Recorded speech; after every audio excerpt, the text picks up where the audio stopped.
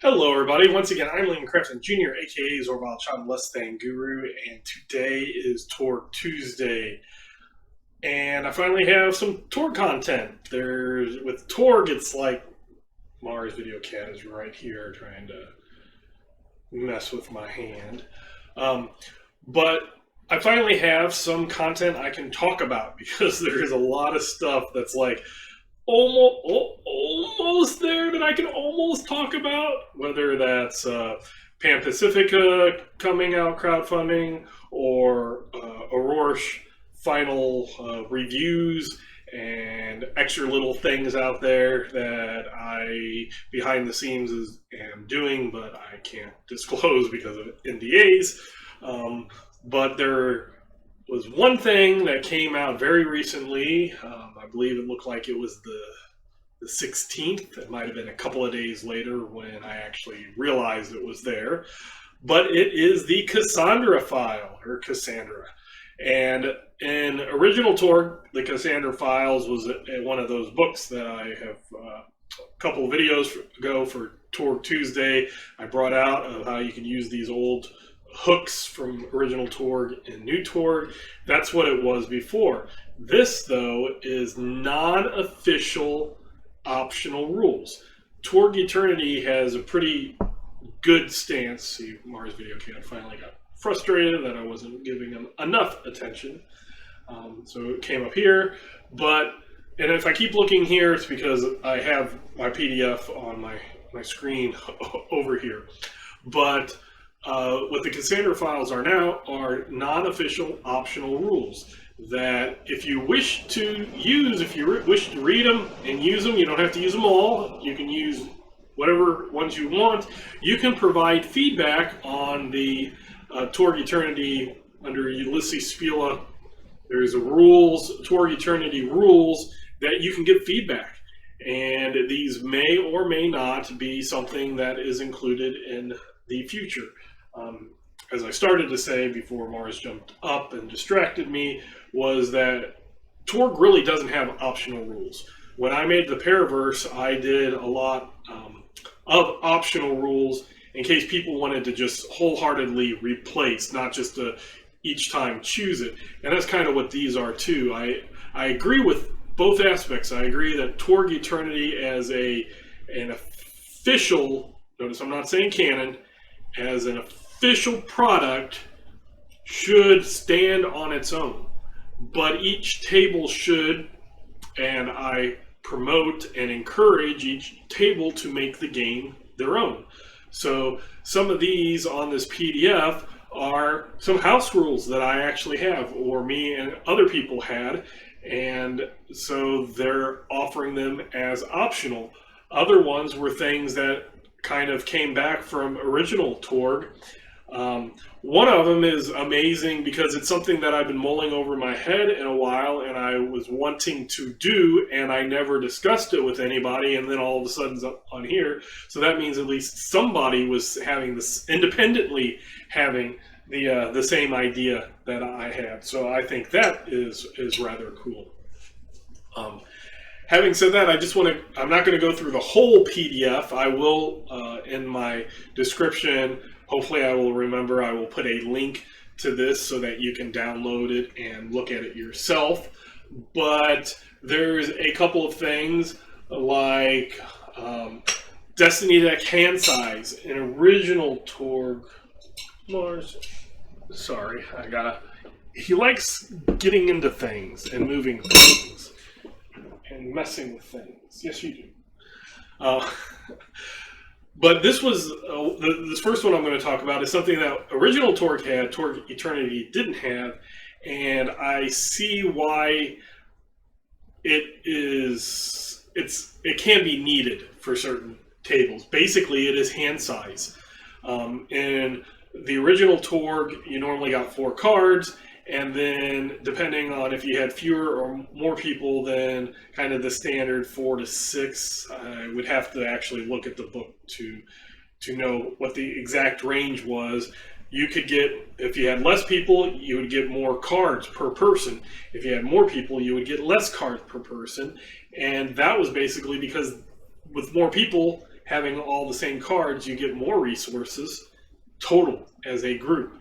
And it really does come to play, and I've noticed it talking with other game masters and playing, is that if you have a group of, say, 3 to 5, and you're doing something, and you could all be really good Torg players, and you're using cards, you can struggle with things that just having 7 or 8 people turns it into a cakewalk, just because you have that many more resources. And that includes anytime it's like all Storm Knights get a possibility.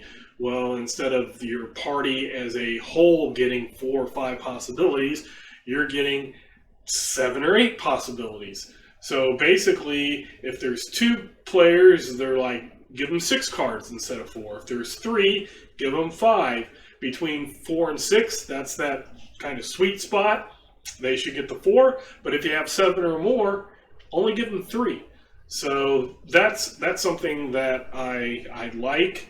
Will probably use in my home games after have game mastered 2 campaigns, one being 3 years long and the other one being about a year long, as well as since near the beginning of this year, probably February, beginning of March, when I started game mastering Blood on the Blasted Lands, and then switched over to a player, but through Torganized Play as both a player and a game master, have really noticed the larger groups do tend to steamroll some pretty difficult challenges to a 4 to 6 person party.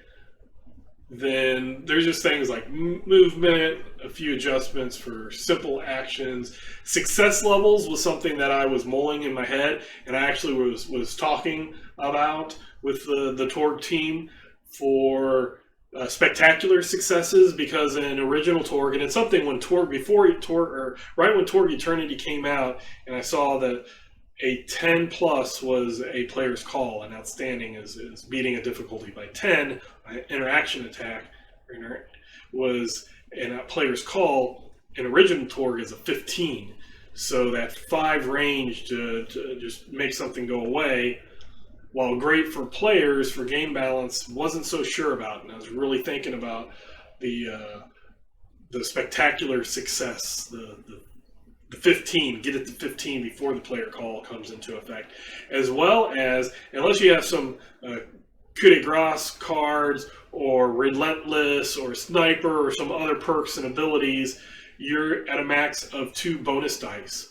And in original Torg, there was the thing that a lot of people called the Glass Ninja problem. I never saw it as a problem, but other people did. One of the things was whatever you rolled to hit, that bonus was the same as damage bonus. So it could be huge. With exploding dice, with the success levels, D6 exploding, you can get some crazy high numbers, but a lot of time it's more bound without the explosions, or you'll explode and then roll a 1, so that kind of is a washout. So adding that possibility for another bonus to really take out and do some wounds, some of those really tougher opponents. I know even as beta tier characters, when my groups have gone through, both as a game master and as a player, there gets to a point where those really tough, and when I say tough, I mean high toughness threats, are taken out because of shock, not because you wounded them. It's because you're doing that little 1 point, 2 points of shock, and hopefully it's not undead so that it actually takes the shock. But there's been a lot of times where, in my experience, opponents have been knocked out because they just get nickeled and dimed to unconsciousness. So that's an interesting thing. There's a whole revamp of the way that active defense would work. They turn it really into you just defend, and you can defend against any attack, but instead of just rolling once, you have to roll individually to see if you succeed. So you're going to have to, you can't just spend 1 possibility and boost all your defenses up. If you want to have that boost, you're going to have to do that for every single defense. And then they're combining concealment and darkness modifiers, which is something that I did in the Paraverse and have used since the beginning. So I was really happy. And that was one thing that I brought up is, to me, there should be two factors. Can I see the thing? And if I shoot through something, is that going to protect it? So that is covered. So an example would be a rice paper screen or wall, and say, Japan, those walls. If I'm hiding behind it and in the dark, you might not be able to see me, but if you randomly shoot and hit me, that wall is not going to provide any protection. Vice versa, you could see, say there's an invisible force field wall. You could see me, and you're not going to have any modifiers to shoot and hit me, but there's that wall, so that wall could provide cover, could provide protection. And when you're concealed, when you're hiding behind the wall, that's really no difference than if the lights are dim or not.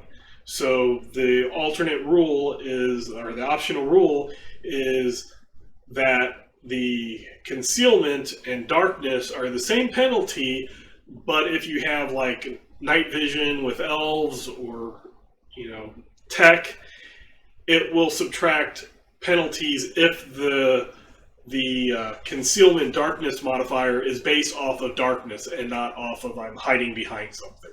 So that's how that works. One of the things that was almost a day one house rule that was brought up on the old original Ulysses Spiel Torg forums was firing into melee.